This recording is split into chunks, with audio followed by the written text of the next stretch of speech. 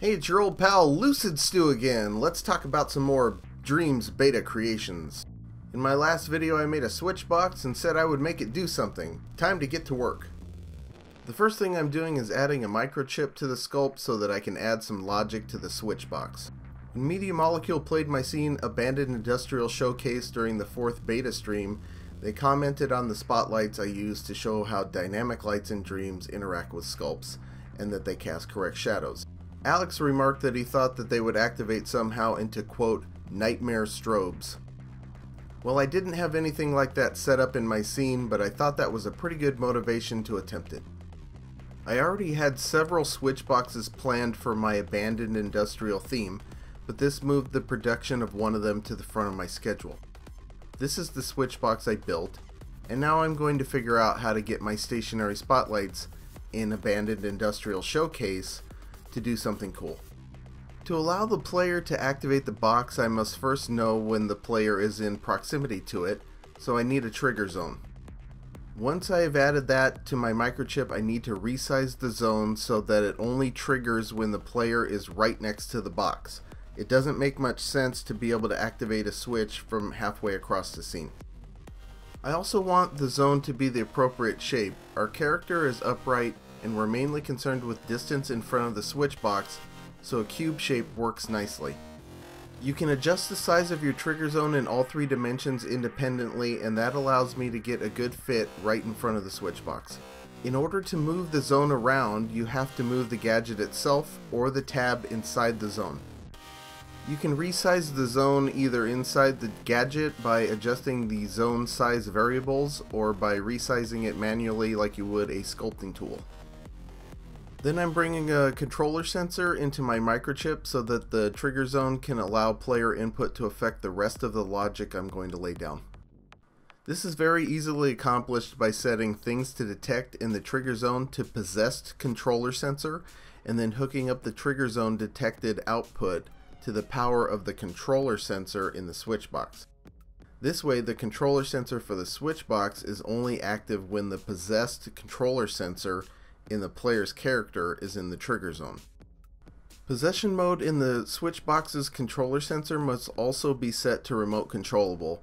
That way it will detect your input without having to possess the switch box, which means the player can retain possession of the character while operating the switch box.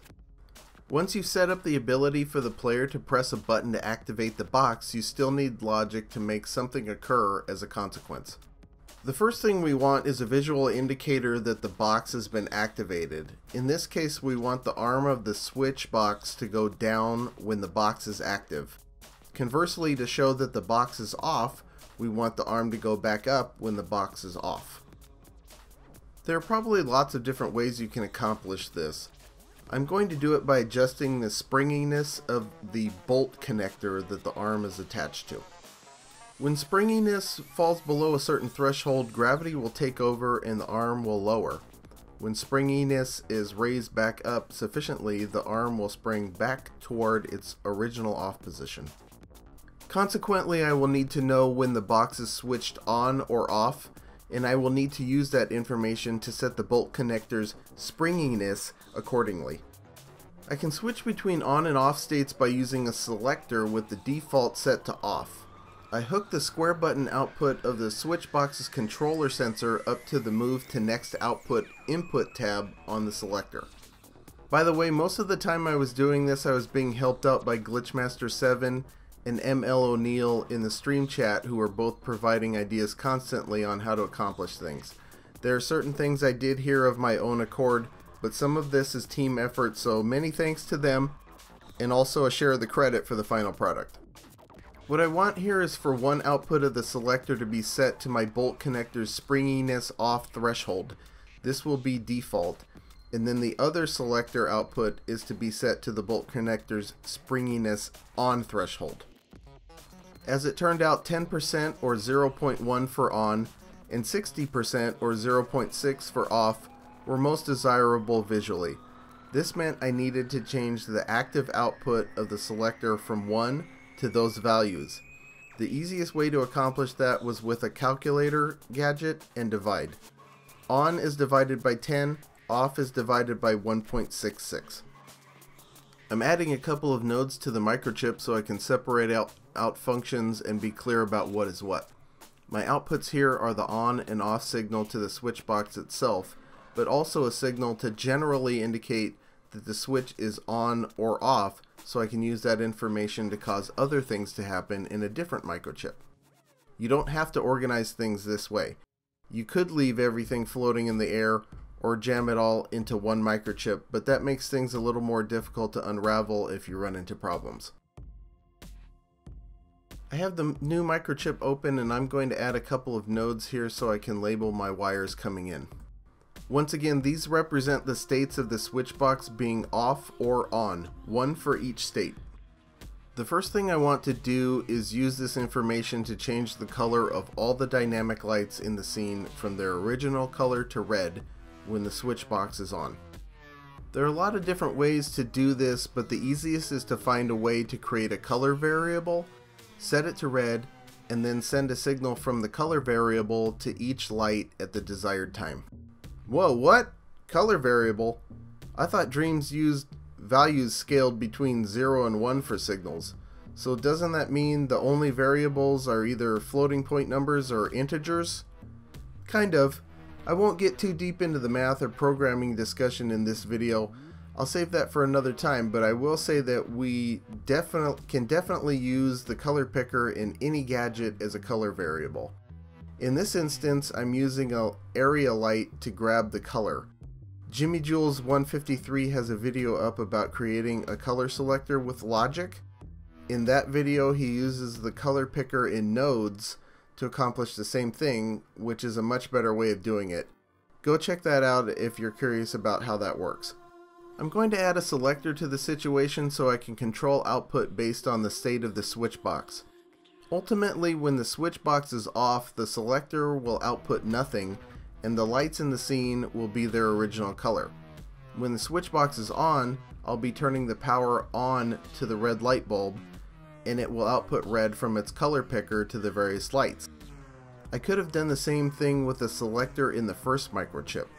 What's going on here is purely organizational. I'm trying to keep the switch box state function visually separate from the function that causes things to happen to objects that aren't the switch box.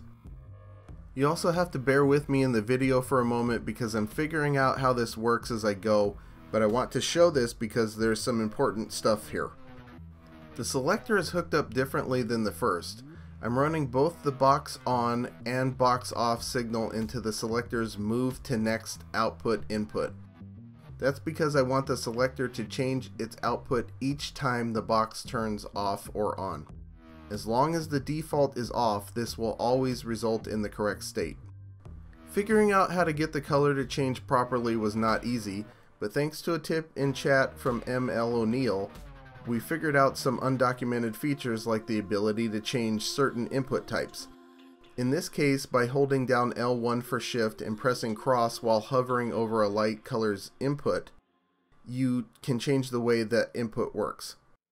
There are three options: modulate, overwrite, and blend. I'll need to do more investigating to figure out exactly what each of these does.